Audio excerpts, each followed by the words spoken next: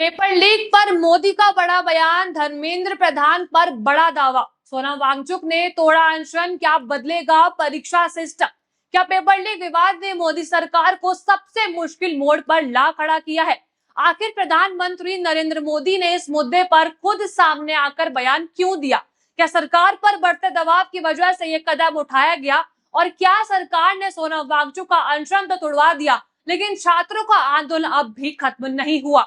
तो आखिर इस पूरे विवाद की सच्चाई क्या है, सरकार की रणनीति क्या है, विपक्ष क्या चाहता है, और सबसे अहम, छात्रों को इंसाफ कब मिलेगा? आज की इस वीडियो में मैं आपको पूरी घटना, सरकार के बयान, विपक्ष के आरोप और आगे क्या हो सकता है, इन सभी पहलुओं पर विस्तार से समझाऊंगी, तो वीडियो को अंत तक जरूर देखेगा। नमस्कार, मैं हूं आपके साथ उन्नति कोटियाल और आप देख रहे हैं पीआर। देखिए, पिछले कुछ समय से पेपर लीक का मुद्दा देश की राजनीति का सबसे बड़ा विषय बना हुआ है। लाखों छात्रों का भविष्य दांव पर लगा। विपक्ष लगातार सरकार पर हमलावर रहा और सोशल मीडिया पर भी इस मुद्दे ने जबरदस्त बहस छेड़ दी है। इसी बीच एक और चर्चा तेज हो गई है।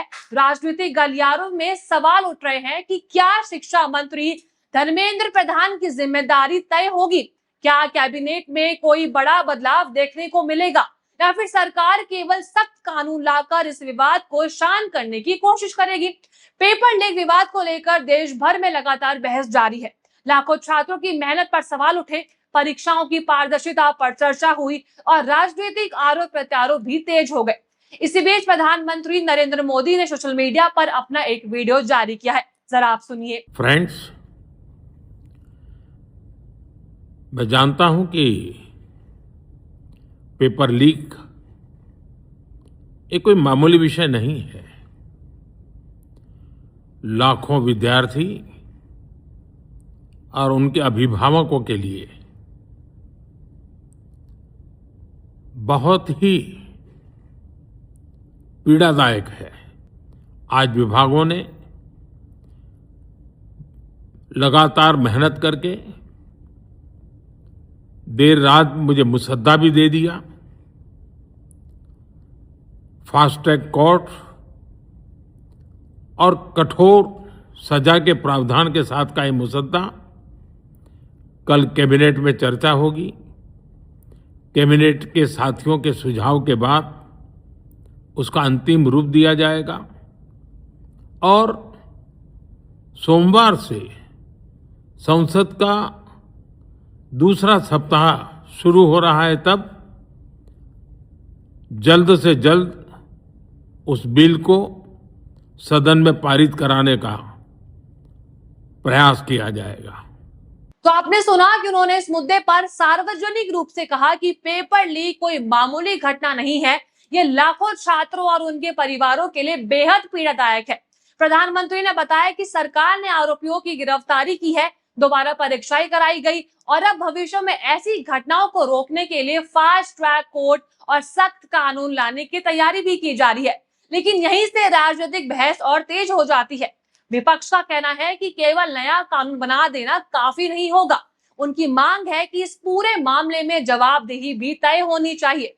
कई विपक्षी नेताओं ने शिक्षा मंत्री धर्मेंद्र प्रधान के इस्तीफे की मांग भी उठाई है। उनका तर्क है कि अगर शिक्षा व्यवस्था में इतनी बड़ी चूक हुई है तो उसकी जिम्मेदारी तय होनी चाहिए। इसी के साथ मैं आपको बता दूं कि आज सोनम वांगचुक ने भी अपना अनशन तोड़ लिया है। उनका ये वीडियो आप सुनिए। अभी रात के लगभग 12:30 बज रहे हैं। अभी थोड़ी देर पहले केंद्रीय मंत्री जेपी नड्डा साहब और जितेंद्र सिंह साहब यहाँ आए थे और लद्दाख के एपेक्स बॉडी के शीर्ष नेतागण भी यहाँ आए थे। और उससे पहले आप लोगों को मालूम है विभिन्न राजनीतिक दलों के लगभग 65 सांसदों ने आकर और हस्ताक्षर देकर हमसे अनशन तोड़ने के लिए कहा और वो संसद में इस मुद्दे पर नीट पेपर्स और परीक्षाओं की प्रणाली पर चर्चा करेंगे, ये आश्वासन दिया। और जो सरकार से इस तरफ से मंत्रीगण आए थे उन्होंने भी ये आश्वासन दिया। सुना आपने, वो कहते हैं कि उन्होंने अनशन इस शर्त में तोड़ा है कि जिन भी बच्चों ने जंतर मंतर पर प्रदर्शन किया है उन पर किसी भी प्रकार की एफआईआर या फिर कोई भी कानूनी कार्रवाई ना की जाए, जिन परिवार ने अपने बच्चे खोए हैं उनको कॉम्पेंसेशन दिया जाए और शिक्षा विभाग भी पेपर लीक की जिम्मेदारी ले। अब इस पर अभिजीत दीपके ने भी ट्वीट किया है, वो मैं आपको दिखा देती हूँ, जरा देखिए।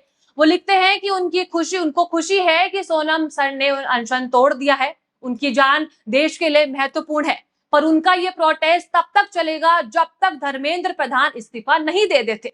देखिए, एक तरफ सभी को खुशी है कि सोनम वांगचुक ने अपना अनशन समाप्त किया है, तो दूसरी ही तरफ सीजेपी प्रोटेस्ट को चालू रखेगा जब तक धर्मेंद्र प्रधान इस्तीफा नहीं दे देते। तो अब देखना ये होगा कि क्या ये प्रोटेस्ट कब तक चलता है और सरकार क्या कदम उठाती है।